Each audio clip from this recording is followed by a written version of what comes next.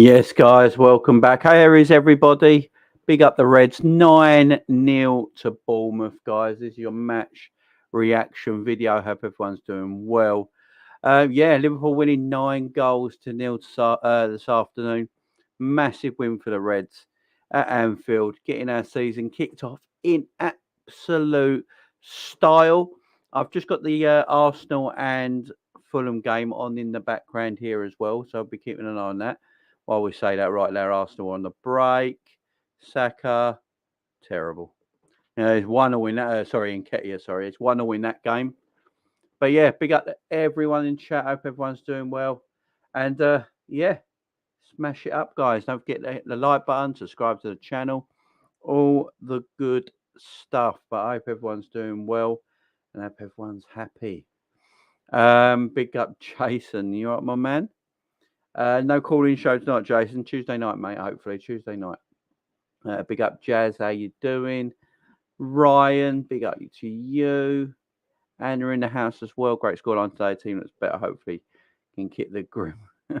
You can kick on Grim this blip. Yeah, exactly. From this blip, I'm with you. Big up Anna. Big up Ryan. Big up Gabriel. Big up Captain Sal. Duffers. Everyone in the house, how we all doing? Just watching this Arsenal game as well. Don Van Dyke, big up to you. It was nice to see Bournemouth actually trying to play against us till the end. Some players' heads would drop. Big up Tarmizi. Finally, after 3 long weeks, 3 points in the bag. Big up Jane. Big up yourself, my friend. We needed that result. Can we not let this cloud our judgment? Klopp who needs to get out of this club before he ruins it. Klopp out. Wow.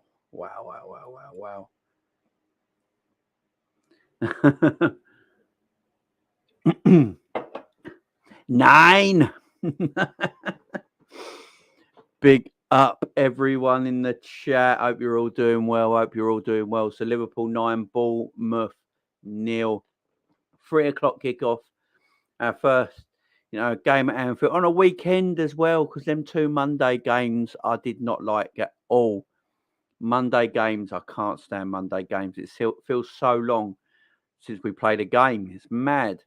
But yeah, back on Saturday afternoons. A lot of Saturday afternoon games today, actually, because I'm actually just looking at the Sunday games. And the Sunday games are not great. You've got Villa, West Ham, Wolves, Newcastle, Nottingham Forest, Tottenham. It's not like a great Super Sunday, is it? All the games were today. All the good games as well. Big up Zabiri, being a member for 3 months. Did we get it right, or the opposition wasn't ready? We got it right, Sabiri. We're going to talk about it, my friend, as well. But big up, Sabiri. Jamie, are you Klopp out? No, not you. No, my man. I can criticise him and I can be harsh on him. But no, I'm not, my friend. But you're welcome to be. I'll let you have your opinion, my friend. No, I'm fine with that. Big up, Sabiri, though, member for 3 months. So Liverpool 9, Bournemouth 0. As I said, it was a 3 o'clock kickoff. So some people might not watch this game. I found a stream at the dead end of. I found a stream around the 30-minute mark of this game. I've gone back and watched all the goals anyway on the Sky Sports YouTube channel. So I've seen all the goals. Great game. What I loved about this game is our intensity was back in the game, and we pressed from minute 1 to minute 90. That is something that has been missing in our team the previous 3 games. No intensity and no press. And it just shows what a difference it makes to our football team when we do that, when we have that intensity, when we press up high up the field. It just makes a massive difference to us. It really does. I've got to say, I think Klopp got most of the players he picked right today. Lovely seeing Harvey Elliott play, scoring a goal as well. We'll get to Harvey. Bobby found his Brazilian magic again today. Nice to see. We're going to talk about Bobby in a bit as well. Luis Diaz getting a couple of goals as well. Yeah, there's some really good performances all over the pitch today. But that intensity was back. And as I keep saying, that's the thing that has been missing in our game for a while is intensity. And we needed that. Big up Clock Zone. We needed that. The intensity was back in the game today. And that is what's been missing, unfortunately for us. But we've got to keep that up now. We can't just have intensity for one game and then we don't go back into it the next. We need that intensity, that press. I was watching the team press. You know, we're 5-0 up at home at Anfield. I mean, watching the team press from the up in the higher ends of the pitch. You know, they're like top third of the pitch. You know, attacking, still pressing. There's like 3 to 4 different areas of the pitch that we're pressing on. That's what we always used to do. Even when we were winning games, the team still pressed and showed intensity. And they did that today as well. They did that today. And it just shows what a difference it makes to our game. What a difference intensity makes to our game. It's such a huge thing for us. I hope it's not like John Henry sees this and says we don't need anything.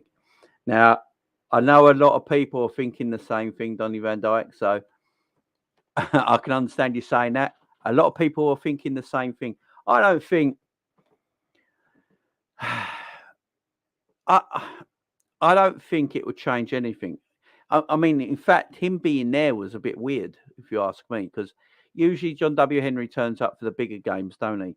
A Saturday 3:00 game in the afternoon against Bournemouth.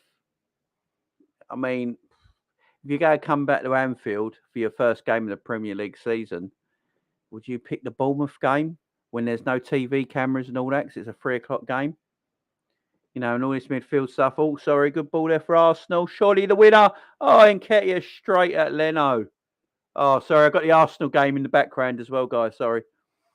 Oh, Eddie Nketiah. First time. Martinelli. Beautiful movement. First time cross. Eddie Nketiah. The only good thing you can say there is hit the target. Otherwise, that was shocking. Absolutely shocking. Leno, though, back at his old club, performing well this game so far. Oh, Mitrovic has just absolutely smashed him. Sorry, guys, this Arsenal game's got me going. No, as I said, the players that can, but the transfer, I think it'll still happen. I think John W. Henry's there to talk about transfers as well. I think they're up there to talk about transfers. And yeah, exactly, Anna. In all fairness, John W. probably doesn't even know what Bournemouth is. Eddie Nketiah should have scored again. Oh my God, Arsenal trying to get this winner. Fulham holding on. But yeah, I loved the game today. I just loved watching Liverpool intensity again. That's all that matters to me.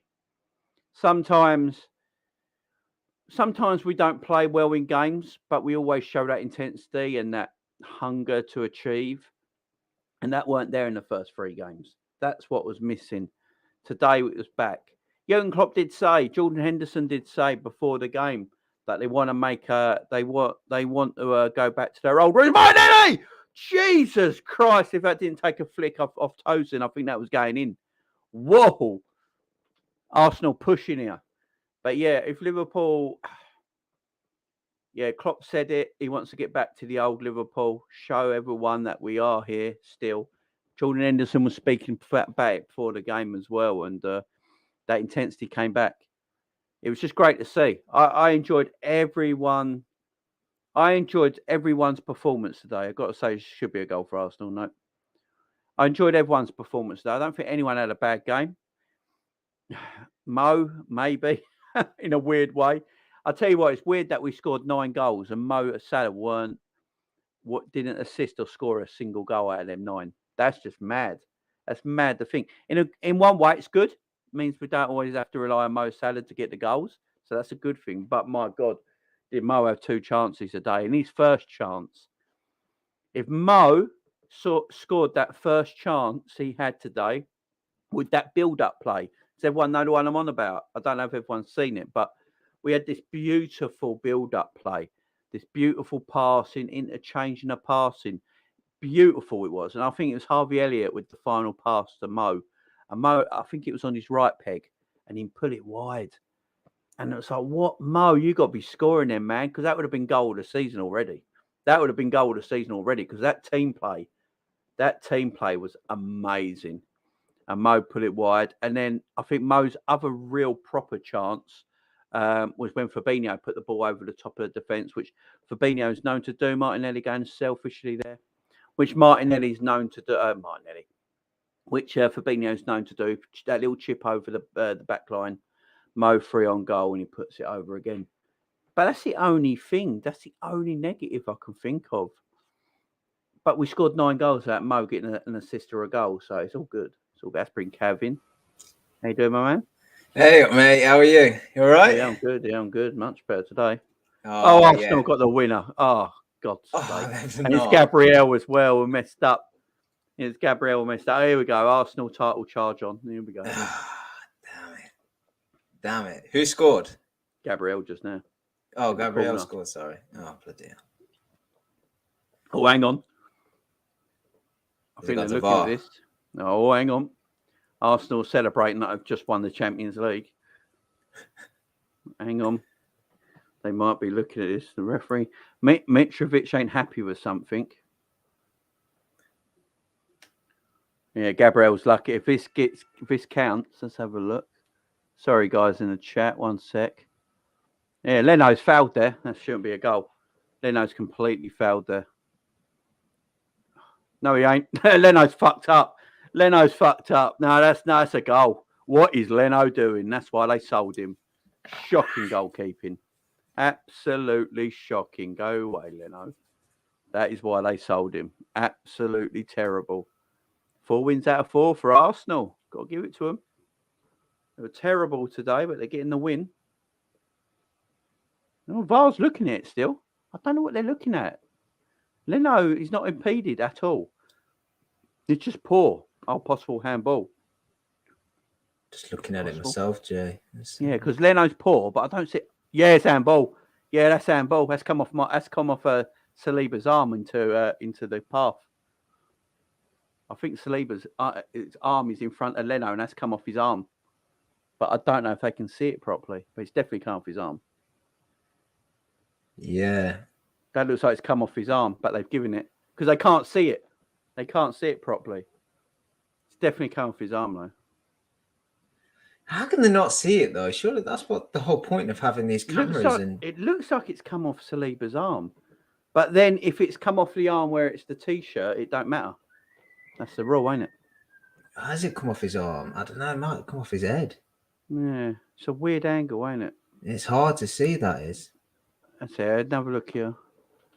I can't see, really, without it being slowed down. Yeah, this would be the best one. Yeah, it's off his shoulder. It's fine. It's off his shoulder. Yeah, it's off his shoulder. Nothing wrong with it. Leno's just weak. Very weak there by Leno. A few minutes left, but, I mean, you'd fancy Arsenal to see this out now.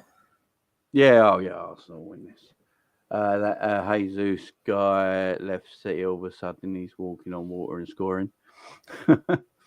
Jesus, he's been all right.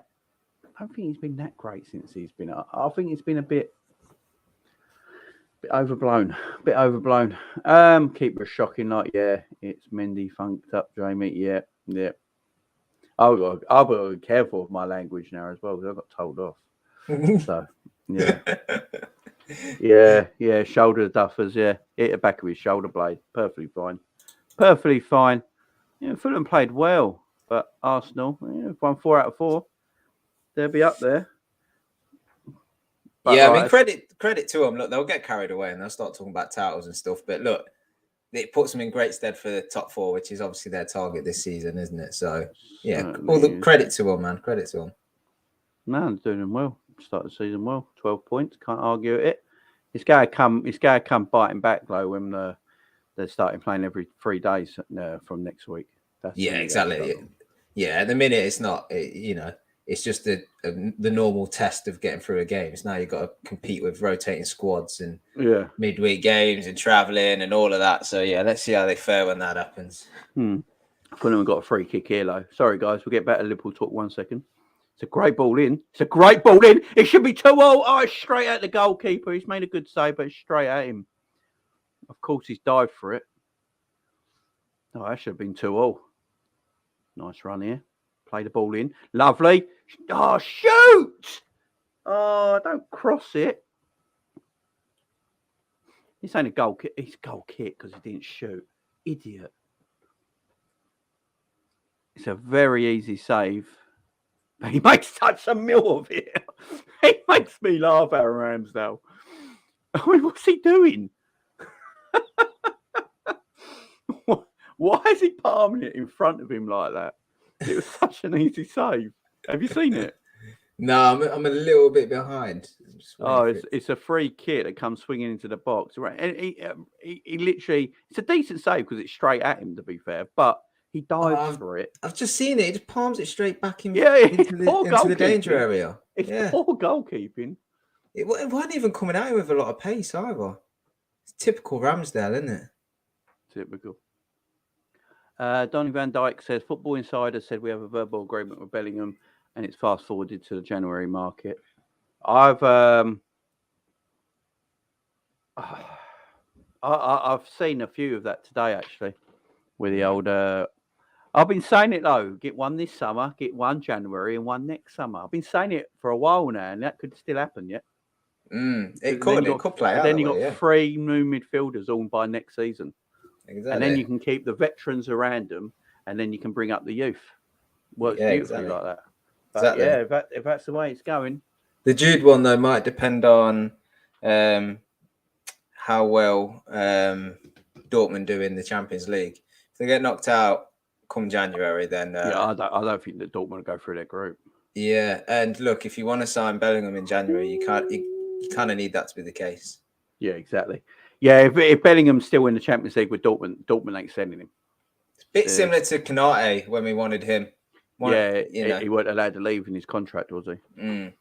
Why they were still in the Champions League, which is unfortunate. But it might not be contractual, Jude. I'm not sure, but just purely if they get through, they'll obviously want him in that squad. Yeah, exactly. So Liverpool 9, Bournemouth 0. I was hoping for the record. We had like 5 minutes to go. The crowd wanted it. Everyone wanted it. All screamed for 10. Came quite close. Man, it's just we all just wanted a win, but to win by 9 goals in the fashion that we did, it just not set the record straight. Don't get me wrong, it's still only 3 points, but it's a lift, isn't it? It's a lift we all needed, definitely. Oh, more than like, definitely, man. It was a tremendous. I mean, I just like the team performance today. The whole team performance. Like I said earlier, when I started the show, they had intensity today, more than I've seen. That word intensity, obviously, Pep Linder's his favourite word, but they had it today. The pressing as well. They were pressing in 2s and 3s consistently through the whole game. You know, getting around their back line, not letting them rest, not letting the midfield rest. Yeah, it was a mad one. It was a mad one. And a large part of that's just bred on confidence, Once the guys have got, an early goal, it's just as if like a weight had been lifted off their shoulders and they could just play the game that they've been trying to play for so long, And you're right, the press is the start of all of that. The guys, Klopp said it, didn't he? They had a point to prove today, and they really played like they did. Oh yeah, totally. I love their performance. Absolutely love the performance. So the team was Alisson in goal, Gomez, Virgil, Robbo, and Trent. And Trent, Jesus, he played well today. Fabinho, Jordan Henderson, Harvey Elliott in the midfield, which I was shocked of because I did think if Fabinho and Hendo played together, then I didn't know, Harvey, but it seemed to work today. And then Bobby Firmino, who was fantastic today, found his Brazilian magic again.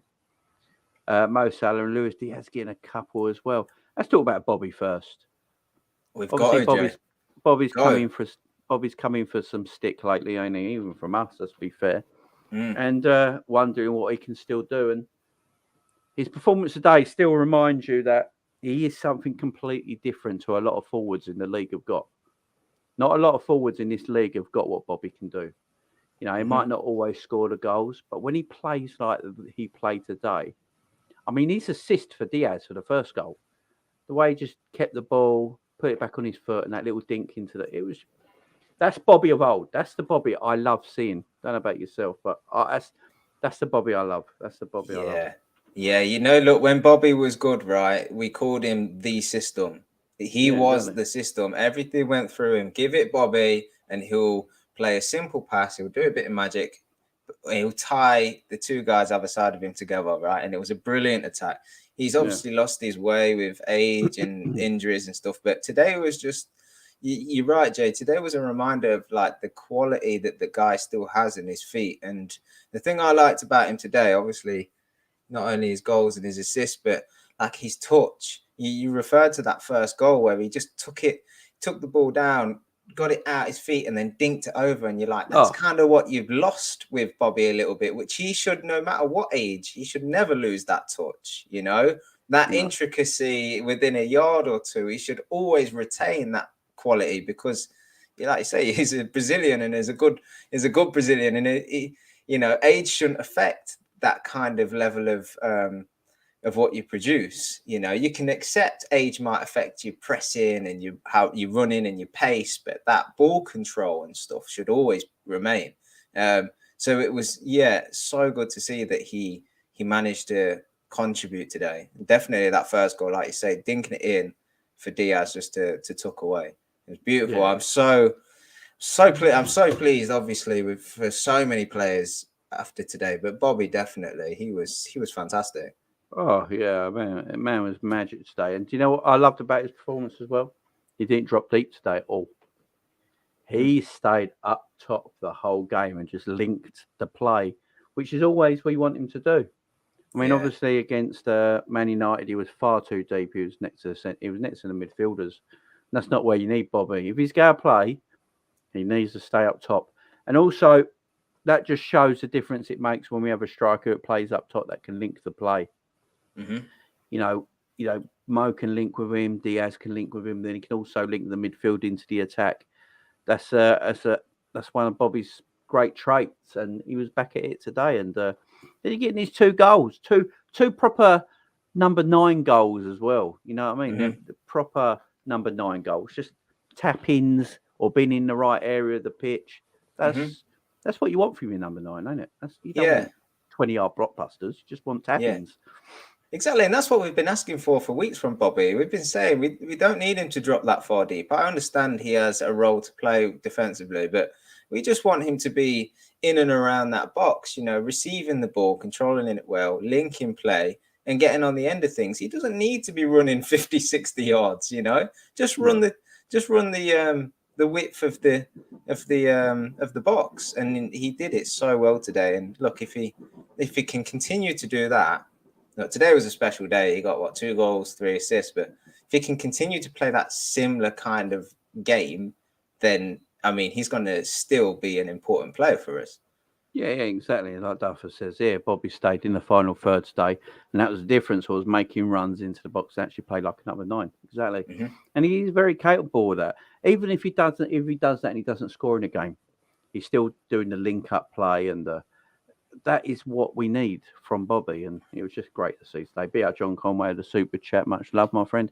Be out Jamie and Kevin as the family. Jamie, great win today. Yeah, everyone's doing well, mate. Everyone's doing well. My other 2 here today have been a nightmare, but Penny's been all right. Yeah, my little girl Phoebe, I think she's just like had enough. You don't get a day off. There's always one that's playing up. Yeah, she's just been on it all day today, but she's like almost 2, so it's come to that age, you know, where she's just like a complete nightmare for a day. I still love her. Big up, James Hardy. We're back.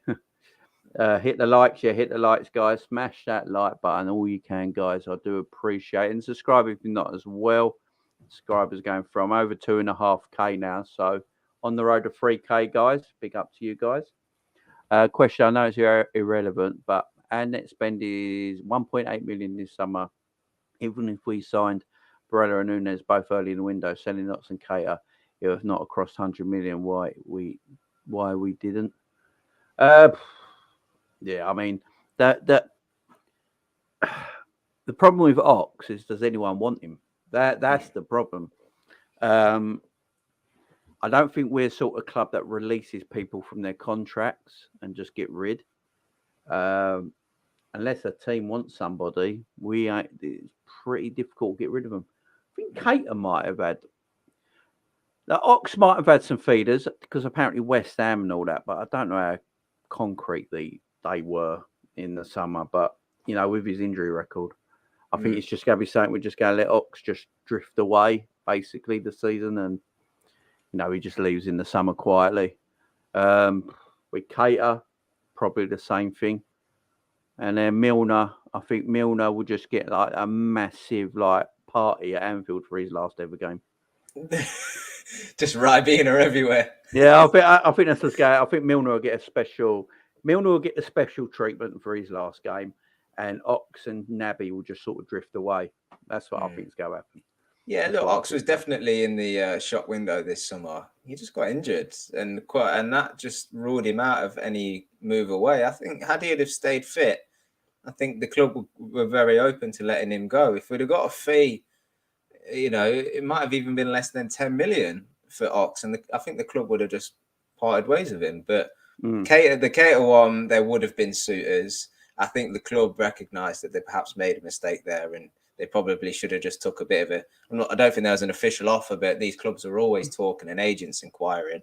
I think the club probably set a fee that was perhaps a bit too high with him, and maybe they should have just accepted that he should be replaced this summer and let him go. But yeah, I mean, Klopp's comments last night and the fact that we're now openly looking for a midfielder looks as though they've recognised the situation we're in. So the question is right. Yeah, the maths that were detailed in that comment, you are right. I just purely think that the guys didn't go for them reasons we just said, and we've not brought anybody in because the club felt they didn't need anybody, and they've obviously had injuries and recognised some things aren't quite clicking as they'd perhaps expected, and so they are now openly looking for somebody, But whether we get anybody or not, I think what Klopp said is true. It has to still be the right player at the right price. So we'll see. Okay. Yeah, I agree. Sorry, I was just saying that. No, Savage just messaged me. Savage is at the boxing apparently. Oh, is he? What is it he says here? Or he's boxing someone. That's I'm on Boxing Live, bro. Oh, he's doing a live. I think he's doing a live show for the boxing. So yeah, big up to him. Big up Siberia Super Chat as well.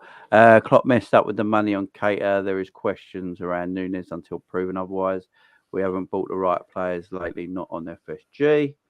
Yeah, I mean Nunes, yeah. I mean, we'll have to wait until the end of the season, see what we think of Nunes. But yeah, I think he'll get goals. Bobby playing the way Bobby Cameron's on playing like that, he ain't gonna get straight back in the team. I know that because Klopp likes what Bobby plays as, and you've got Jota come back in as well yet. So yeah, I think I think he said Jota should be back first week of September with Curtis Jones. So yeah, the sooner we get all these players back, the better.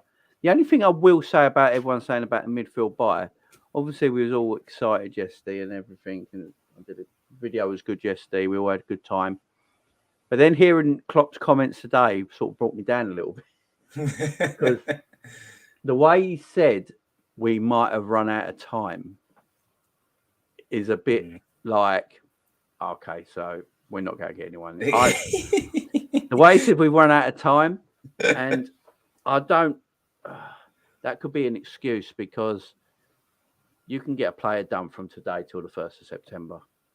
But that player might have to play in the Premier. I said this. I said the time frame will be tight, 5 days. And that's why someone like a Frankie de Boer, as everyone's going on about, and Barella and all that, might be very difficult. But a Premier League player in 5 days shouldn't be as difficult. I think it all depends. And plus, it depends on the team as well, selling. Exactly. They've only got 5 days to, Yeah. That's perhaps what he's referring to when he says maybe left it too late. I mean, sometimes we have all these conversations and there's Twitter spaces and everything, and they're always based off like one-liners from Klopp, maybe 2 lines. But he's been quite honest in saying that, look, he didn't want a midfielder. He made a mistake on that. He now feels as though we do need one. But the truth of the matter is, it was not only 4 days left now, is it? The club might run out of time. It's not the paperwork, it's the negotiations, and if you're negotiating with a player that's good enough to get in our starting 11, then you're negotiating with a quality player that will have interest from other clubs that the selling team don't want to get rid of, that will have incentives, bonuses and stuff to agree, fees and payment structures. So sometimes these deals can happen quickly. Sometimes they might take time. So Klopp's just being honest and just saying, look, we I might agree. find that perfect player, but we might not be able to get him on the terms that we're happy with. And we maybe could if we were starting negotiations a week or so ago, but now within 5 days, it might not just happen for that reason. He's basically just telling us every scenario. You know, the main thing is that we know the club want a midfielder, which I think is going to satisfy a lot of us, you know, whether we get one or not. Exactly. They know what they need to do. It's just, and that's why I was saying about the time factor, because I don't want any old player just to come into midfield. So that's why I was saying I want Frankie de Jong. Personally, I want Frankie de Jong. I think he'd be perfect for us. And he can play in a free. He plays in a free at Barcelona. He can play in a free for Liverpool. And I think he's gettable as well. I think he is gettable. But 5 days might not be enough time, but he's got to ponder on it as well. And then Liverpool have to do all the pay. So that might not take enough time. You can get a player in, no doubt, in 5 days. But if it's not the perfect player that you want, there's no point doing it. So the whole Bellingham in January thing might be the one. It actually might be the one. So, but the problem is, as we said already, if Bellingham's still in the Champions League in January and has a good World Cup, we might have to do the deal in January, but it might not get until next summer. But I don't think that's going to hold. I think a lot of people will still be a bit upset by that, because he also rattled off all the players that are injured that'll be back soon, and sort of went like, exactly. So I think he's what he's basically telling us. That I think what Klopp basically told us today is that we're getting a midfielder. We're looking for a midfielder. I've got all my staff and my scouts going for all the profiles and reports of all the players that we particularly want. So they're probably looking at 5 to 6 players that reach what they regard as a player good enough for this team. Looking at that, and if there's not enough time, in his eyes, we've still got plenty of players coming back, and we try and get something done in January or next summer. But he's acknowledged it now that we need a player. But it's just, we might have left it too late. That's what he's basically saying. We might have left it too late. Yeah. Frankie's agent was in the UK. That is true. Yeah, it was. I think it's us or Chelsea. The fee in the issue is about 70 million. The issue someone has to pay. Frankie's 15 million is owed.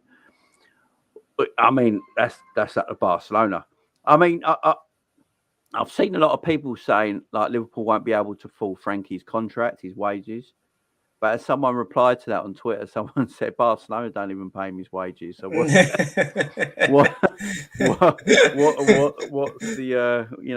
problem? Yeah, because I think someone put out that he was on 600 grand a week last night on Twitter, and it's like, no, he's not. He's on I think he's on around 400k a week, and he's willing to take a 30 to 50% pay cut. So if he's willing to take a pay cut to play for, look, he knows if he's going to come to Liverpool, he ain't going to get 400k a week. But we can probably give him that 250, 260. Probably be our second highest earner at the club if we did buy him in. But there's other players as well. Barella's, Casado. There's quite a lot of players out there, but it depends. I do think we'll get someone in by the 1st, but it might not be someone everyone's happy with. Yeah.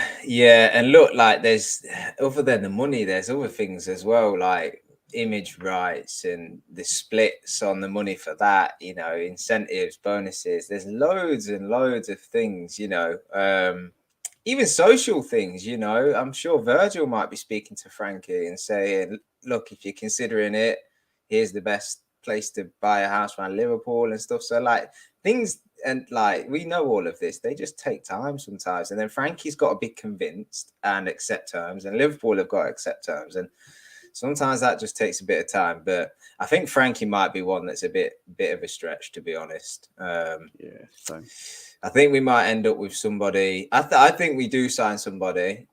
And I think you're right. I think it's somebody that will go, okay, it's a body. I'd have liked a bit more quality, but let's see what they do. Yeah, exactly. I wouldn't be surprised, like, if it is look, I got a feeling it's going to be Ruben Neves. That's who I think he might be. I've got a feeling it might be Ruben Neves, because Wolves have just bought Mateus Nunes, and they're apparently buying Bancura Toure from Metz as well, that they've just put a bid in for, and he's another central midfielder. And you got your Dendonkers there and stuff like that. I think Neves doesn't want to sign. He hasn't yet put pen to paper on a brand new contract, and he's only got 2 years left.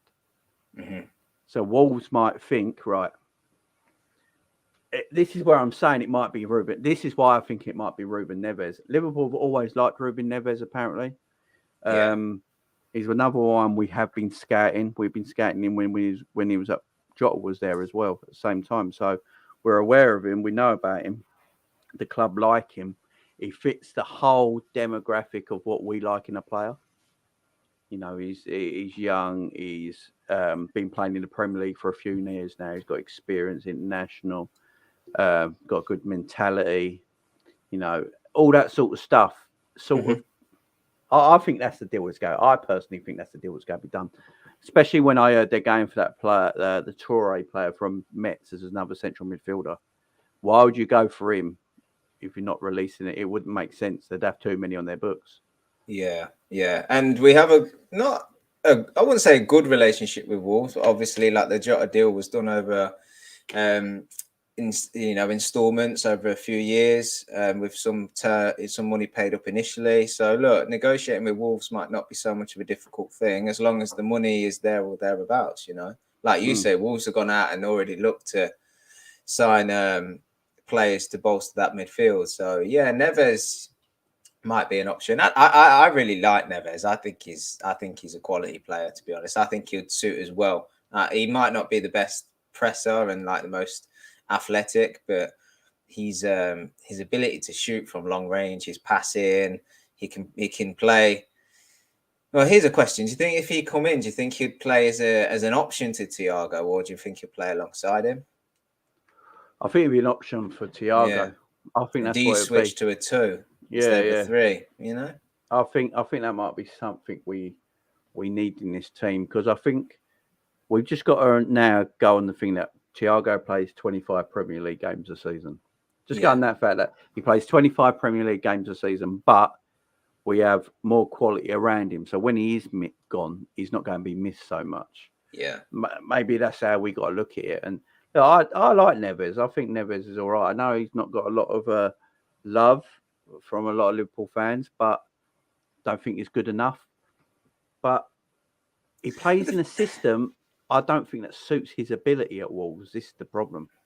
Yeah, I think the system at Wolves doesn't really. He has to be more on the back foot than he is on the front foot. Yeah, and like he's going to be playing with better players. We assume going to get better coaching. He's going to be put into a squad where we have a very particular way of playing. Players make particular runs, and once he finds his feet with that, he can start picking them long range passes and understand what to do defensively and stuff. So we can mold him into the midfielder that we need. And look, if here's Thiago, try and replicate something like that, then ideal. But Thiago is a player that we should perhaps consider it as a bit of a luxury now, and we should probably have a player in that actually is the succession to Thiago. Because as amazing as he is, he gets injured too often, and we need somebody in there of that ilk. So yeah, I like Neves. And look at today's game. If you watch today's game, just like most games we play at Anfield, the game's played in like one half of the pitch. Sometimes you kind of just.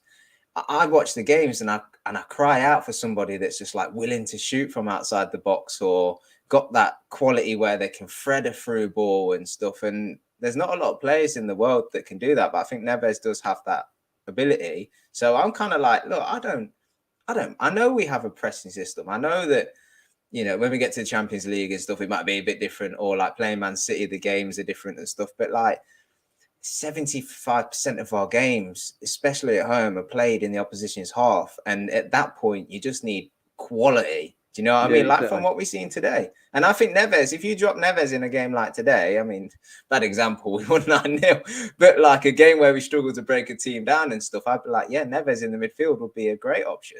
Definitely. Oh, yeah, definitely. Yeah, I mean, he's got a good long range shot on him as well. He's decent set pieces. He's got ability, and that would definitely suit us. So he's the one. He's the one I think. He's the one. He's the one I think we're looking at, and that's. I think they're waiting to see if this deal with Traore at Metz goes through. If that goes through, I think Liverpool will pounce over Neves and get something done. Obviously, transfer might be an issue, but if Liverpool leave it late enough, they might, with 2 years left, they might be able to get that transfer value down a little bit. And he's Portuguese as well, isn't he? He is, yeah. He is. Julian Ward, yeah. It might be another Julian Ward Portuguese special. Do you know what I mean? It might just be that. Yeah, sometimes you kind of look at a player and you kind of think, oh, would they fit into the squad? And I actually really think Neves would. You know, being a Portuguese player, we've got a good core group of, he's played in Premier League Portuguese for a few years as well. I'm surprised he's not been snapped up already, to be honest. He's a talented player. Wolves got a lot of talented players like Neto. Arsenal are looking at him, but you know, I just think sometimes we don't realise how good a player is because they're playing for a certain team. But it's like Jota. Jota was a good little player, but I didn't know he was going to be that good when we joined us. But he was playing under defensive-minded managers and coaches at the time, and he weren't allowed to show his real ability. And Neves maybe a little bit the same. Bruno Lag's a good manager, but he's more defensive first, then attack, ain't he? That's just the way he sets up. So, which also shows that Neves can play in a defensive midfield system as well. Yeah.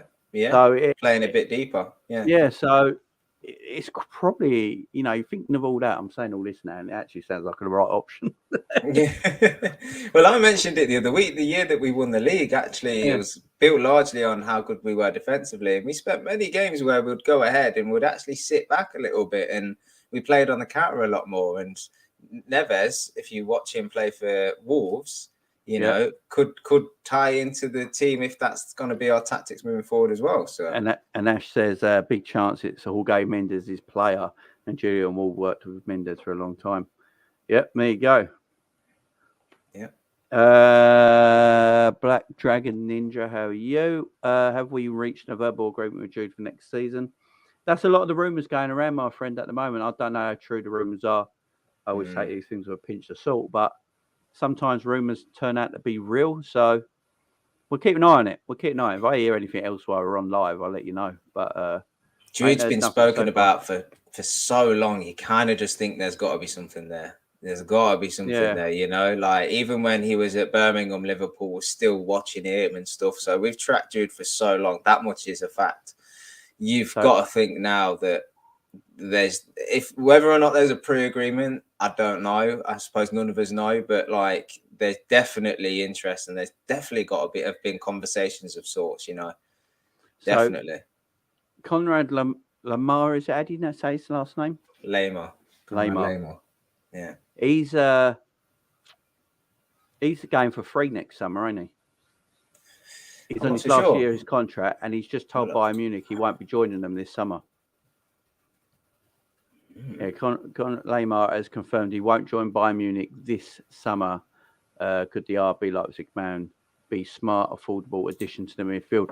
If he's out of contract at the end of the season, that might be one to swoop on as well. He's a defensive midfielder as well. And I always say, I know everyone wants this attacking eight that scores goals all the time, but that's just not the way we want to play midfield under Jurgen Klopp. So, and from what I know of him, he's got a great engine on him, good presser of the ball. Yeah, exactly. A great presser of the ball, and that's what Klopp loves. Look at today. Look at a different state. What was missing in previous 3 games? The press.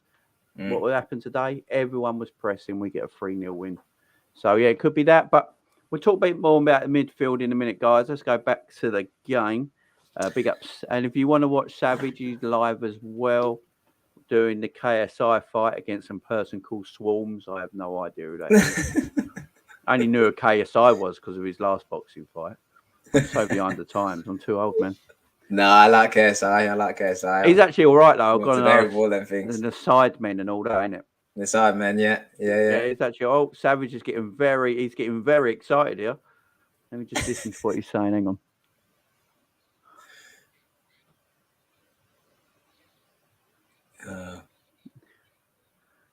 He loves it, doesn't he? He loves it. Slow doing a moment silence. Sorry. But everyone do a minute silence. For Bournemouth. I think KSI just lost. Is it? Yeah. Oh yeah, no. Swarms. I don't because he's going so mad. I can't understand it. Hang on. Who won? Savage, tell me who won. Who won?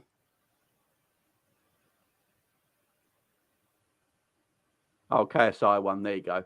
I think KSI is fighting twice tonight as well, ain't he? He is. He's fighting 2 guys. Yeah, he's fighting. So this ain't rigged. Boxing fights. I think he's opening the show, and then he's the final fight on the card. Yeah. Oh, right. I think the guy that he was meant to be fighting, he switched out for somebody else. Yeah, he was. Savage was saying 2 weeks' notice or something. So yeah, big up anyone takes up. If you take up 2 weeks' notice and you still lose, it don't matter because respect to you. Yeah. Right, let's talk about Fabinho. Fabinho's performance was excellent today.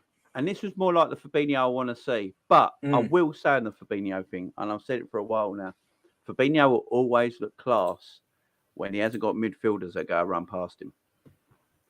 And that's something happened today. But also, we controlled the midfield a lot better with our pressing today, which helped him as well. Henderson was pressing like mad today. Elliott was pressing like mad in that midfield. You know, and that really helped him. We controlled the midfield. And Fabinho looked good today, looked better. And we all know with Fabinho, the man takes a while to get to game speed, don't he? Mm-hmm. He's just one of them players. Takes a few weeks to get game speed. Hopefully he's back to game speed and he's back to what he does best. Because that little ball to Salah at the end of the game today was what he does. Them little he's got great passing. I think Rodri's maybe an all-round better DM than him at this moment in time. But I think Fabinho's better on the ball. I think Fabinho's a really good passer on the ball. And I think his passing is really underrated as well. It is, It is. He's a decent passer of the ball. And he can strike a ball as well. But, yeah, I like Fabinho's performance today. Harvey Elliott getting his first Premier League goal for Liverpool. It wasn't even a tap-in. It was a cracking strike. Yeah. From the young man. Go on, Kev. Go with it. Harvey Elliott. I was so happy for him because, look, Harvey's done well. We said the other day, didn't we? He's probably the one player this season alongside Ali that's actually performed up to standard, you know. But I never wanted to say it, but with like Harvey, I always had this feeling that is he just going to be a really good player, but not get goals and assists? That's always my thing with him, you know. He's a brilliant little passer of the ball, links play, picks up great positions and stuff. But the goal that I've seen from him today is exactly what I want to see from him because he will always be lurking around the edge of the box. And I love that the ball just kind of sat up a little bit and he didn't think to control it and pass it because that's the safe thing to do. He just thought, you know what, I'm outside the box. I'm almost centered to the goal. I'm going to hit this. And if it's on his left foot, he should be hitting it every time from that position. Oh, yeah. So I'm so pleased that he did that because that's exactly what we want to see. Look, how many times have we sat here and said, we need someone that shoots from outside the box. We need someone that just takes the chance because even if the keeper fumbles that, someone could be on it, you know, a la Diaz or Salah or Firmino today. But yeah, look, it went in and it was a brilliant little finish from him. And I'm so pleased because that's a little bit of hard work has paid off for him. Oh, yeah. Definitely. Yeah, I've always been an advocate for Harvey Elliott. I think he's going to be a tremendous little player. He already is. He's a gifted boy. He's got talent. And he's at an age at the moment that he's not scared of anything. So if chances come his way and he doesn't take them, he won't hide for the rest of the game. He'll still keep going because he's young and he's not afraid. But just be careful with Harvey. We've got to nurture his career. You know, I don't want to put too much on Harvey straight away because he's a young boy. Don't want him playing too much either. I want him to play a lot of football this season, but I don't want him to be overused because when players are overused when they're young, that's when they start to burn out, i.e. Michael Owen. I mean, Michael Owen burnt out when he was 22, didn't he? Because he just played so much at a young age. And it's what you just got to be careful with Harvey with. That's why we need new midfielders, you know, just to lighten the burden on all these special players we got, you know, and you carry it on towards the end of the season where that's where you want to be winning because we win nothing now. 1-9-0 today, everything looks good, but you know, it all about the end of the season, keeping these players fresh and You keep someone like Harvey Elliott fresh with his quality towards the end of the season, he's going to be an extremely good player for us. Yeah. We need to you're right, Jay. That's a very good point. We need to make sure that we just, when Harvey goes out and plays, the same with Carvalho, we just say to these lads, go out, play your game, take your opportunity. But if it don't come off, just don't worry, continue, because they are experienced players for their age and they have such quality. The only way that they can really falter now is if we put too much pressure on them, Exactly. Assuming they stay fit and stuff. But if we put pressure on them and we make them, we're failing in other areas of the pitch and we make it so that we relying on the likes of Harvey and stuff to be our main creator or chip in with goals and stuff, then that weight can kind of hang heavy on a young player. So yeah, definitely be careful about how often we play him, be careful about how much pressure we put on him, but at the same time providing the opportunity to go and do like he did today. Yeah, exactly. I mean, he came off at half time as well because Klopp said he had a little niggle, but they later then said that he's absolutely fine. It was good. I mean, as Klopp said, the scoreline helped taking him off as well because it's 5-0 at half time. So the scoreline helped as well. So yeah, Harvey's perfectly fine. So which is great. Obviously, he came off, and a certain Carvalho came on. Oh, Carvalho, Jesus Christ. This kid, another special talent in our team. His goal, great goal by him, by the way, as well. Great goal by him. Tsimikas did really well to set him up with that lovely little touch. First of all, got to talk about the ball from Trent to Tsimikas. Jesus. It's becoming so normal now, and no one ever talks about it, does it? But that right back to left back pass from across the pitch is just ridiculous. And he does it consistently. To drop that ball just over the fullback's head is perfect. And you're right, like we just come to expect it now, but that is world class, Yeah. He does it every game. Sometimes it doesn't work, but when it does work, Jesus. And Tsimikas' lovely little touch back into Carvalho was just perfect because it let Carvalho hit it first time, and great connection on it. Because then, trying to hit them ones first time, if you don't get your knee over the ball, you're putting that over the, you're putting that into the stands. It looks a bit embarrassing, but no, which he'd done in the previous game. Yeah, exactly. He rifled one over the bar, and both games he's played this season. So yeah, good to see. Yeah. The best part about that goal for me though, and if you watch football a lot, but certainly if you've played football, you'll recognize the difficulty of this. Is he actually took a bit of a step on his standing foot to position himself in such a way that he could then get his laces across the ball. And trust me, if you hop on one foot, right, you have to be balanced. But in that situation, it's so difficult because there's so much weight going on your standing foot. Like, it's a bit unusual to see, but the alternative to that, most players, what they'd have done is instead of hopping, they'd have just stationed their foot and controlled the ball down. But because he really wanted to get the shot off, he sort of hopped on that standing foot and then hit it. And it's like fantastic quality, honestly. Oh, yeah. Absolutely. Beautiful. Fantastic little player. Playing a couple of positions when he came on as well. Played in midfield instead of Harvey. Then he went into the wider area later in the game. And that's where he got his goal from, off that left-hand side. And yeah, tremendous performance by him. Big up to the captain as well for the message to Olivia on his vest. Big up to our captain. That's just great leadership once again. Endo had a solid game. Nothing special to talk about. Kept the ball moving, kept the play going, defended reasonably well with Fabinho. But I just want to big him up for it. The vest under the shirt underneath the shirt with the Olivia tribute on it. Big up to our captain, the leader. Look, she was an Evertonian, but she's a Scouser at the end of the day, and it felt the whole city felt it, and it was better to lead you, but Jordan Henderson in a tribute. You know what I mean? Great man, absolutely great man. That's why I never slag him off. I'm always like, I can be critical of Hendo's performances. I said it yesterday. We're in 2022 now. We can't have a midfield consistently a Hendo and Milner if we want to win anything anymore. That's just a fact. But we wouldn't be where we are now if it weren't for them two men anyway. So that's what I'll always say about them. So I never slag them off and throw them out the stadium or anything like that, like a team. But throw them out the stadium. Throw them out the stadium as well, yeah. Chuck them out. But yeah, I would never, I always, Endo's. I'd never see Endo leaving Liverpool anyway. I think he ends his career at Liverpool. I just don't see where he goes, to be fair. But, he knows he's probably not going to get a lot of games going forward, especially if we do sign a new midfielder and then everyone comes back and you got Harvey Elliott doing what he's doing at the moment. Of course, he's going to find it tough. He ain't silly, but yeah, his leadership skills go without question. Absolutely tremendous. Absolutely tremendous again. Question his performances on the pitch, but never question the man. The man is an absolute he's the best quality captain, best leader and captain. Yeah, best leader in English football. Yeah. I don't care and if you want to understand his importance of that kind of off-field stuff that he does and like his leadership, well, just think to yourself, we've all got bosses. Well, if you've not, like, credit you, but we've all got bosses, right? If you respect the person that you work for, you work harder.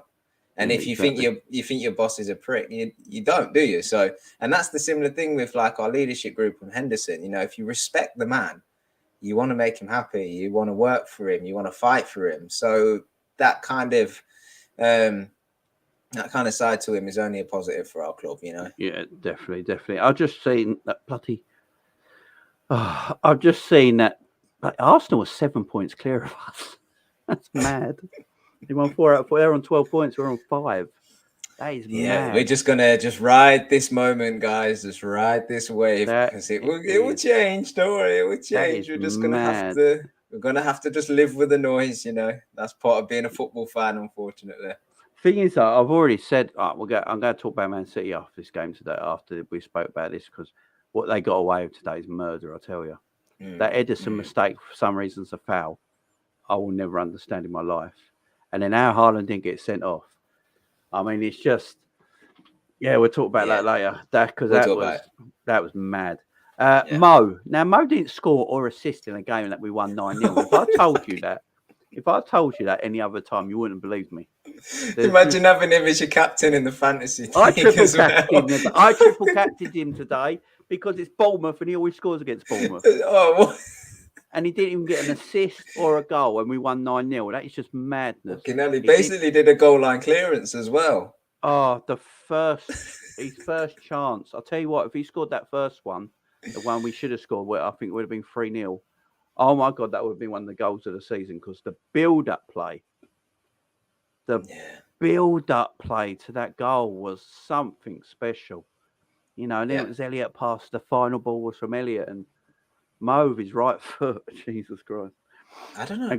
I haven't watched it back too many times, but why did he take it on his right foot? I don't know. Klopp said in the summer that he had the right foot now, so maybe he just got a bit ahead of himself. But in the summer as well, I was saying, I need this guy to take it on his right foot to mix up his game. And I was like, no, I didn't mean it like that.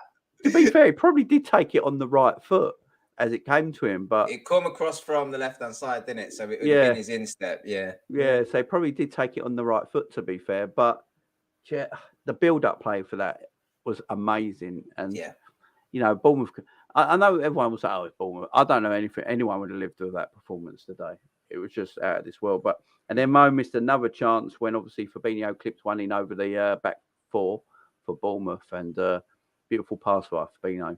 Salah, first touch was great, and then just puts it over the bar, and he laughs about it. That's what I love about Mo. He just like, fuck it, it ain't my day, is it? Fuck it, I'm on 350 a week nowadays. That's the problem.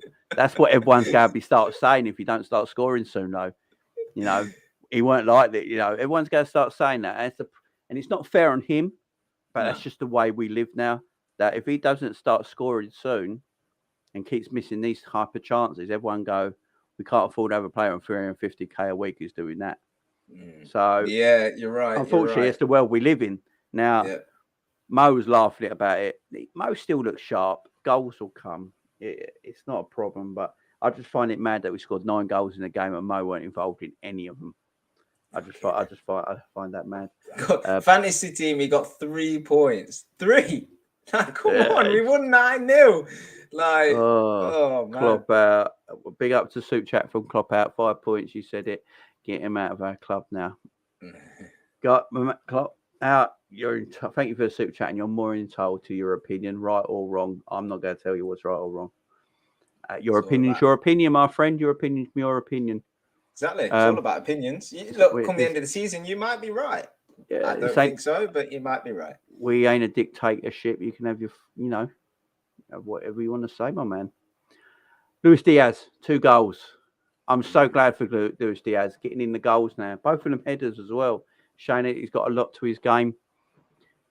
First goal, lovely header, and it come where it came from with Bobby's lovely crossing, and then I think the third one was from second one was a corner, wasn't it? Late on, corner ran across the ninth goal, wasn't it? It was the 9th goal. Yeah, the final one. We scored 9, by the way, guys. If you can't remember, it was the 9th one he scored. He ran across from a corner, ran across, got it at the front post. Yeah, brilliant. Dare I say, Sadio Mane-esque goals. Yeah, they were a bit, weren't they? They were sort of the positions Mane would get. And you know what helped Diaz today? Bobby playing where he should be. Yeah, being where he should be. Playing where he should be helped Diaz today because he has someone to play off. Yeah, I keep saying how important it is for wingers to have someone to play off that makes a massive difference. Mm-hmm. You got that centre forward figure just in the middle. It occupies defenders, which gives you more space. And then if they have got the ball, they can play off you as well. It helps you so much. And, his first goal comes from Bobby's great play. His little touch, getting it back on his right foot, flicking to the box. It comes from Bobby. Now, Bobby's playing in midfield where he played against Man United. Diaz probably ain't scoring. So exactly, that's what helps him. And Bobby needs to keep that up. And whoever plays that number 9 role, Darwin Núñez, whoever comes in and plays that role, that's what you need to do to Luis, because Luis Diaz will score goals. I said I think he'll get 10 Premier League goals this season, which I'll be happy with.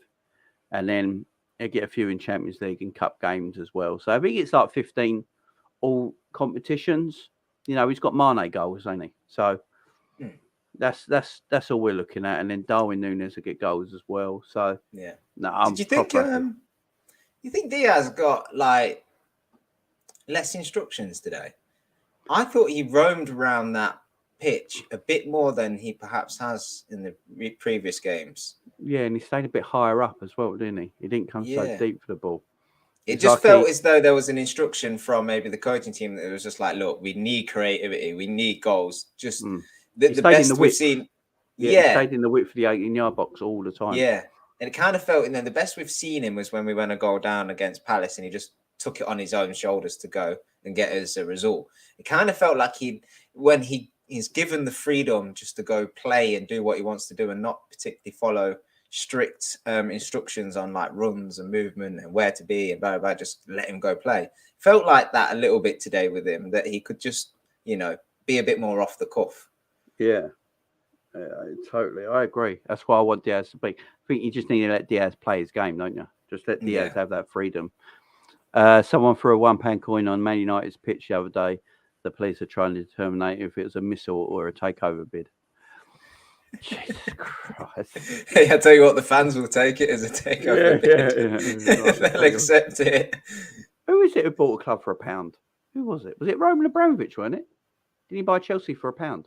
It's something like that, yeah. I can't remember the story exactly. It's saying like that, wasn't it? For £1. That's mad. You'll be surprised. Well, you're not really buying it for £1, are you? It's just no. Yeah. If certainly in my industry, if a company is really failing and needs a takeover, you have to apply a monetary value to it. So yeah, usually it's a £1. Yeah, exactly. So it just looks like something's on the paperwork, don't it? Exactly. That's mad. I had £1, Andy. I'd have had it, and then I'd have ruined them. Just buried them, completely buried them. So obviously we spoke about Carvalho. Bobby Clark got a Premier League debut today. Obviously, Lee Clark's son, big up the Bobby Clark. James Milner obviously came on, looked decent. Tsimikas, I think got 2 assists when he came on. Very good performance from Tsimikas. And then Stefan Bajetic, however you pronounce his name, came on, got a Premier League debut as well. Looked decent. He got 20 minutes. Yeah, I think we're 7-0 up by then. So, he can definitely come on then. I loved it. It was great. It was absolutely fantastic that these people came on and these youngsters getting game time. I love it. The only problem is it shows the weakness of our bench and with the injuries we got at the moment. But as we know, we do have 11 injuries. The injuries we got are huge, and it would take it. I mean, it's just a lot of injuries. I mean, you're missing a Matip, Kanate, Thiago especially, Curtis Jones, a Darwin Núñez, and a Jota. I would say they're the main squad players out of all of them. Kelleher on the bench as well. Now, once they all come in, everything's looking a bit more rosy. But we do need another midfielder. There ain't no doubt about it. Yeah, but then, like, the nice thing about today and what should have been the situation for every game we've played up to now is that the lads on the pitch are good enough to get a win and be comfortable wins. Really, they should have been comfortable wins playing Fulham and Palace and United in their state, so that we could have done what we did today and bring on the lads off the bench. Yes, they're not. Look, Bajcetic he's a really exciting player for the future, but he's not someone you particularly want on the bench just yet, maybe. No. And all these young lads, but you're able to because the starting 11 did their job. So the injuries feel a little bit less impactful, whereas, we've got Newcastle in the week, haven't we? That'll be a tough game. And then we've got Everton. So these are games, look, Liverpool players that we have currently fit should be winning. And they should be winning by a couple of goal margins. And then bring on these young players just to rest legs, see out games, change the tactic if we need to. And then after that Everton game, you'll probably see that a lot of these lads are back, Totally. So, no, great. We've got injuries. It's a problem. It might be a problem if the game's not going how we want in the next couple of games. And we need to change it because we haven't really got them options. But truth be told, the lads should be confident after today and just replicate what they did. Another 9-0 would be fantastic. But hey, we'll just take wins at this stage. Yeah, exactly. No, I was proper happy with today's performance. And it's not just the result, it's the manner of the result. It's the manner of how we played that I'm more excited about than the result itself. 9-0 is always lovely, don't get me wrong, but it's the pressing in our game was there. The intensity in our game was there. And we was all worried that was missing now in our game. Now, I spoke about it, the legs and all that. They ran all day today. But it is still there. They are very capable. Maybe they just needed a wake-up call. Maybe that Man United game was just a slap in the face that this team needed. Yeah, definitely. Maybe that was a slap in the face they needed. And, we've got Newcastle on Wednesday now. Let me just get up the fixtures. We've got Newcastle on Wednesday, I do believe, and then Everton on Saturday, is it? Saturday, yeah. Are we the early kickoff? I think we might be the early kickoff. I think we're the 12:30 kickoff, yeah. Yeah, we are. So that's going to be interesting. Everton drew again today to Brentford away from home. Well, 1-0 up in that game. That's going to be interesting. Newcastle are playing tomorrow away to Wolves. Now, Newcastle are in decent form themselves. But Newcastle are very, they're going to be very attack-minded. They're going to be coming at us. They might leave some space. I think they'll play against us as they played against Man City. I don't think they're going to drop into a back five or anything like that. I think they're coming to Anfield to give it a go, which I'm hoping they do, because if they do, I think we can catch them on the counter attack quite a bit, actually. Definitely. Especially if Bobby stays up top like he did today. I think this is the end of Darwin. So Darwin will be back for the Everton game, won't he? So yeah, that's right. So depending on how well Bobby does on Wednesday, if he has a good game on Wednesday, you'll probably see Darwin on the bench. Darwin will be on the bench. Yeah, he ain't going straight back in. Bobby carries. Well, that's it. Depends how many minutes Bobby plays against Newcastle, because you probably just need to manage him a little bit as well. But yeah, exactly. I think if he does well against Newcastle, like he got taken off today, didn't he? He'll get taken off against Newcastle, and then probably start Everton as well. So yeah, you're probably not going to see Darwin till second half of the Everton game just yet. Yeah, exactly. I agree. I'm not going to do player ratings today because I'm just going to give everyone a 9. 9-0 win. So I'm literally just going to give everybody on the team a 9. Everyone gets a 9 today in the player ratings. It's very hard to say who was the better player, and we had 7 different goal scorers in the game. It's very hard to give player ratings and say someone was 6, someone was 7, someone was an 8. So I'm just going to go all 9s. I thought they were all fantastic. I'll give Bobby man of the match though. I'll give Bobby man of the match. I think that's the right thing to do. I think Bobby was fantastic. I mean, Bobby. In fact, I'm going to give Bobby a 10 and everyone else a 9. I'm going to give Bobby a 10 because I have been slagging Bobby off as well. So, hey, look, 5 goal contributions in one game. Yeah, exactly. So you got Bobby gets a 10, a man of the match, and everyone else gets a 9 for me. But I want to talk about this City game quickly because City were 2-0 down in 20 minutes to Crystal Palace today. And City have got a defensive problem. They've conceded 5 goals now in 2 games. Now, I've actually said I don't think Man City will win the Premier League this year. Something just don't feel right to me at Man City defensively. I think teams are starting to feel that as well and actually having a go. They're actually having a go. Obviously, when you have a go against Man City, there is a issue that you could get spanked the other end. But you've got to be brave and try these things. Now, Palace were 2-0 up. And in my opinion, they should have been 3-0 up. Because I have no idea why that goal was disallowed. None. He rolls it out to a person's foot and he puts it in the net. If that's the case, then Karius's goal should have been ruled off out, shouldn't it? Exactly. They said it was a foul, though. That's the thing that gets me. They said it was a foul. The corruption's began. The corruption has begun. I didn't even see the foul. This ain't me just taking a dig at City. I don't care who it was. There weren't a foul. Edison rolled it out. And this is the thing I said. Was it the first game of the season? No. In the pre-season game, when Adrian had, or the Community Shield game, the Community Shield game, when Adrian had 2 hands on the ball and they kicked it out of his hands and scored. And I said there, no, he had 2 hands on the ball. You can't kick the ball. And everyone told me he didn't have, proper possession of the ball and all that sort of stuff. He did, and all that.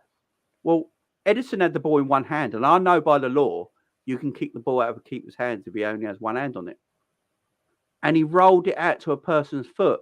I can't remember who it was now, but he literally just put his foot up, about 2 inches off the ground when he rolled it out and then put it in an empty net. That should have been 3-0. I have no idea why or that goal was disallowed. I'm just watching it back now, Jay. It's almost a carbon copy of the Karius goal. Yeah, there's no in the Champions League final. It's a mistake. He rolls it. The guy. He runs across him, but he kind of steps across him. It's a bit 50-50. But Edison rolls it out, and it comes off his foot that's never a foul. No, never a foul. And if the bloke stepped in front of him, Edison doesn't need to roll it out. I see players do it all the time. Players always step in front of the goalkeeper. The keeper stops and then throws it to someone else. It's not a foul step. It's not even a foul stepping in front of a goalkeeper. It's not obstruction. He's got one hand on the ball. If the keeper throws it at you because you're standing in front of him, it's not a foul. It's just that City got away with that. That should have been 3-0. And then the Haaland one. Jesus Christ. Now, he didn't even get a yellow card. He got booted in there. And it weren't the player having his head too low. He literally got his leg all the way to the bloke's head and booted him in the head. Yeah. And everybody will, I'm sure, think back to the Sadio Mane sending off. Yeah. It's no different. No, it's no just the only difference there is that a keeper is moving, right? Yeah. That's the only difference, right? Edison was Mane's still going for the ball. Haaland's still going for the ball, but he's not made contact with the ball. It's a foul. They didn't even get the free kick. I mean, this for me is just, it makes you angry as a football fan when we now have VAR and they can watch them things back and it's so clear and obvious. Like, it's not subjective. Is it a foul? Is it not? Like, he kicked him in the head and the neck. Like, it's a foul. Like, make the right decision. Like, otherwise, why have we got VAR? Why do we have it? Because you're not using it. Like you can't let things. That is clear, dangerous play. And like if you know Haaland as well is what a 6 foot plus built black guy that's a bit leggy and will dive into headers and will go watch his Dortmund goals. The amount of times he's dived in with like his foot and stuff, like he kind of runs the risk of being a bit too physical and injuring players, not purposely, but just through his style of play. And that was just one way. Yeah, I'm sure he genuinely went for the ball, but you kicked a guy in the head. Like, it's a foul. There should have been repercussions, and they just absolutely bottled the decision, is all you can say. Yeah, they did. And then he goes on to obviously score a hat-trick and win the game 4-2 now. I'm not having anything against. He's tremendous. He's already got 6 goals this season. He's very much after Mo Salah's record of 32 Premier League goals, which could be broken. And if it's going to be broken by anyone, it's going to probably be Haaland. But should have been on the pitch, or at least getting a yellow card, and Palace getting the free kick. Yeah. The thing that upsets me though, Jay, is that had this be the 4th from last game of the season, not the 4th from the start, we would be fuming. Because, like, at the end of the day, Haaland should have been sent off and missed 3 games. Instead, he bags a hat-trick, Man City win, and he'll be in for the next 3 games. But these are still points that these guys will pick up. Like, I know people say it levels itself out. But for me, when something's so clear and obvious, you just think, you get so frustrated because you credit Palace. They went at Man City today. They obviously watched the Newcastle game, seen where they could have got joy, and they played well to get 2 goals ahead. And no shame on them for losing that game. They're still playing Man City at the end of the day. But you just expect like the refereeing standards to be decent enough that they can make obvious calls, because this is going to determine like for Palace, they're not going to be at risk of relegation and stuff like that. But it'll be that will determine for us whether we, get a league title or not. It's just like last year when like the Everton handball and stuff. It just winds you up, man. And I just hate this thing that it's the start of the season. It will level itself out. Like, no, it won't. It's a bad decision, and a key player shouldn't be on the pitch, and he should miss another 3. But he won't now. It's annoying. I agree. It was just it's then getting away with things as they always do. Big up Andrew as well, becoming a Legends member. Thank you, Andrew. Appreciate the love, my friend. Thank you very much. Any more on De Jong? No more transfer news. Nothing I've heard so far. It's gone very quiet, which is always a worry. City are the new darlings. They've overtook from Man United. Remember the handball last year against Everton? That would have won us the title. Yeah, I keep saying that Man City are the media darlings, but everyone keeps saying it's Liverpool for some reason. Liverpool are hated by the media. It's totally so untrue. Hated. Yeah, it's so untrue. Big up John Conway gifting out 5 memberships. Big up John Conway. Yeah, again, the living legend. That is John Conway. If you've not got a membership, guys, you want one right now for a month for free, John Conway has just given out 5 of them in the chat. So go and grab yourself a membership, guys. Big up Mr. Conway, as always. You doing a call-in on Tuesday?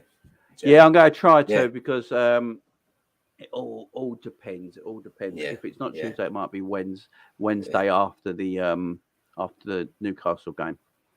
Be nice if John, if you can like call in, so guys can just like thank you, because he does loads for the channel. Like credit to him. Loads. I got him saying anyway to send to him as well in a couple of weeks' time. So yeah, he's a great guy. He's a great guy. But yeah, there's no real anything on Twitter at the moment, guys. It's just a lot of it is Arsenal fans saying they're going to win the league, and forgetting they're going to have to play every 3 games soon, and they ain't really got a squad. They got a good first 11, but yeah, it's a madness. It's a madness. Let's see how Arsenal do. They're doing really well so far. So yeah, but they haven't really played anyone yet, have they? They've not really played anyone yet. They played Villa on the 31st, and then they play Man United. Yeah, see that United one's going to be a test for them, because United. I caught the most of the game they played today, and like, to be fair, Southampton were edged it for 60, 70 minutes. And United just looked so toothless in attack, but they they stuck with the team that they rolled out previously, and they managed to get the win. So they'll slowly start to build on that, I think, as long as they continue to put the same team out, which will make that Arsenal game quite interesting. The thing with Arsenal is they usually get us after the first few games, and we put them back into place. But no, they're doing well. They're doing well. But guys, we're gonna leave it there. I will be back hopefully tomorrow doing a Premier League roundup after all the games. So tomorrow night I'll do a Premier League roundup of all the Premier League games, guys. Get if Cal's available, Savage and all that. We'll chat about some stuff. Hopefully we'll have some more. Whoa, here goes my microphone. Where's that going? Hopefully we'll have some more transfer news or something else to talk about tomorrow, guys, as well. So yes, so I will see you tomorrow, guys. Big up to everyone with Super Chatted. Big up to John Conway with the memberships. Big up to Andrew as a new Legends member as well. So, guys, thank you very much to Cav joining me on the reaction video. Thanks, guys. Jeff. I'll be back tomorrow night, rounding up the whole Premier League. Till then, enjoy the rest of your night. Enjoy your weekend. Goodbye.